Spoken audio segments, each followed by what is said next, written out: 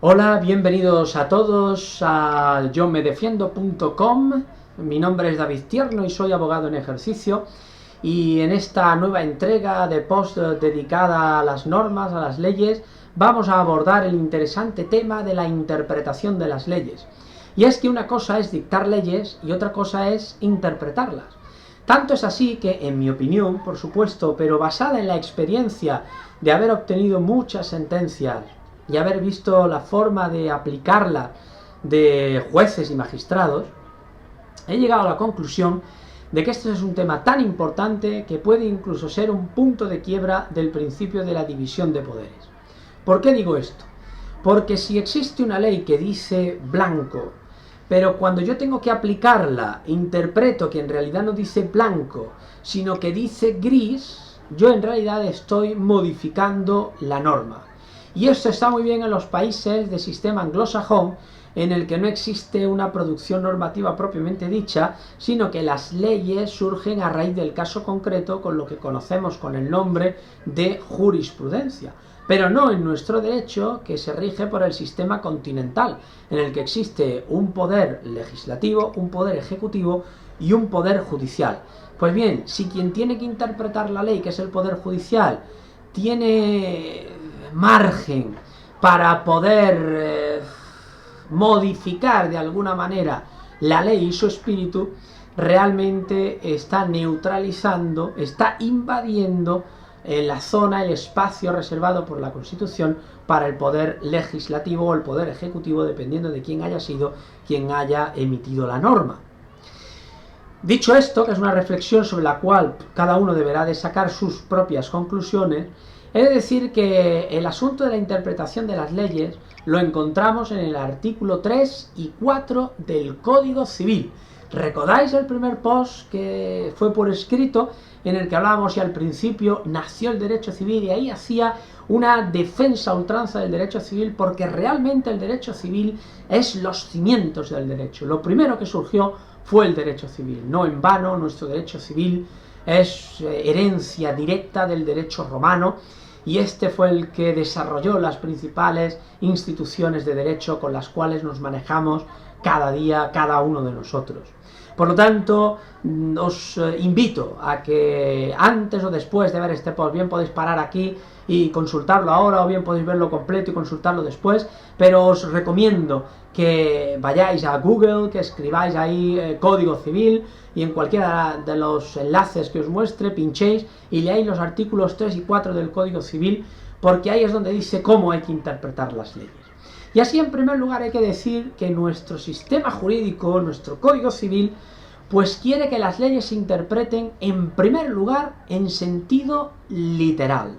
¿Esto qué significa? Pues esto significa que hay que interpretar lo que dice la ley. No hay que tergiversar la interpretación de la ley. Si el precepto es lo suficientemente claro, no es de recibo que ningún juzgador, ni ningún abogado, ni ningún político, ni nadie empiece a retorcer esa frase para que termine diciendo lo que realmente no dice. Por eso el artículo 3 del Código Civil propugna en primer lugar la interpretación literal de las normas. Esta es a lo que debe de atenerse, y por ello debemos de tener siempre muy a la mano el diccionario de la Real Academia de la Lengua Española. Si desconocemos el significado de algún término, cosa por otra parte más frecuente de la que se debiera, pues tenemos que consultarlo para poder interpretar la ley según el legislador ha querido interpretarla. Lo que ocurre es que no siempre los preceptos son lo suficientemente claros, porque nuestro legislador cada vez es peor. Sí, es una pena, pero tengo que decirlo. Nuestro legislador a veces cae en la cutrez, es cutre, y a veces redacta las normas de tal forma que no hay quien se entere lo que quiere decir esa norma, y de ahí que luego se produzcan fallos judiciales muy dispares uno de otro, en las que cada órgano jurisdiccional le da un matiz y lo entiende de una manera, lo entiende de una forma. De hecho, hay un apartado muy interesante en el BOE, en el Boletín Oficial del Estado, que se llama corrección de errores.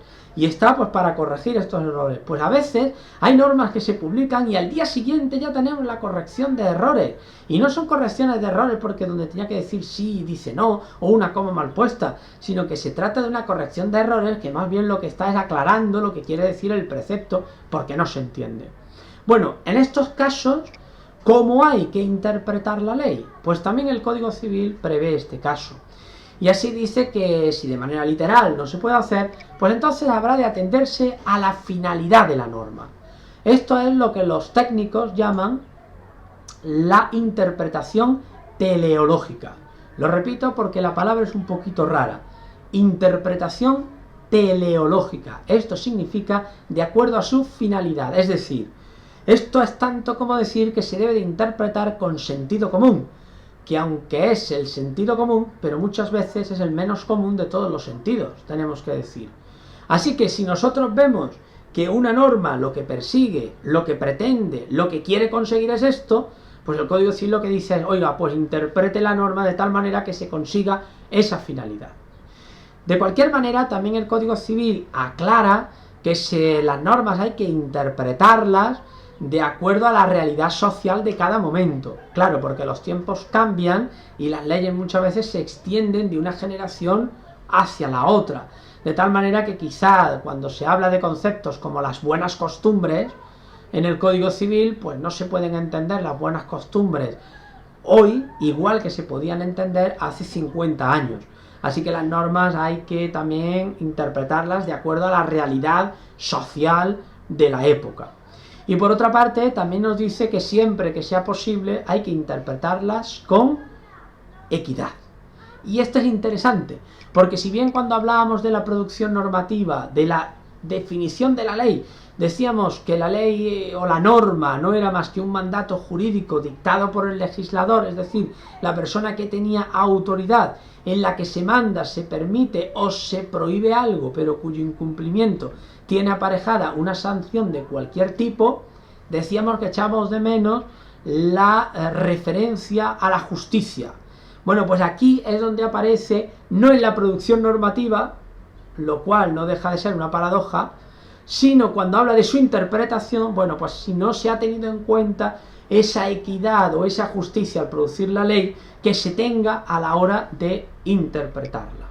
Así que estos son los criterios con los cuales aquellos que tienen que interpretar la ley, que son fundamentalmente los jueces y magistrados, y luego los abogados y todos los que forman parte de la maquinaria de la justicia, pero fundamentalmente los jueces y magistrados porque son los que toman la última decisión, pues para interpretar las normas solamente tienen que adherirse a estos principios que de manera tan clara, lógica y de sentido común marca nuestro Código Civil. Ahora bien, no querría terminar sin hablar de algo que no tiene que ver con la interpretación, pero tampoco es producción normativa propiamente dicha, que es de la aplicación analógica.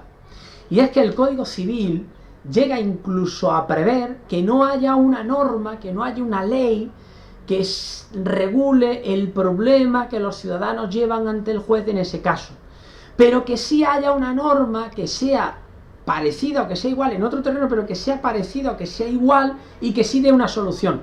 Pues entonces el Código Civil dice, si la situación es realmente analógica, es decir, si el supuesto de hecho realmente tiene un paralelismo, son realmente parecidas, pues entonces se puede aplicar esta norma a este caso, aunque no esté pensada para él, pero se puede aplicar a este caso de manera analógica.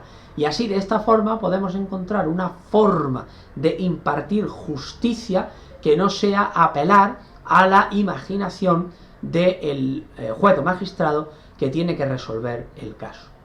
Pues hasta aquí este post dedicado a la interpretación de las normas y os invitamos una vez más a que nos acompañéis en nuestra próxima entrega, que sin duda será la última, que tendrá que ver ya con esta serie de posts dedicados a las leyes y las normas, pero que sin duda también será muy interesante e instructivo para todos.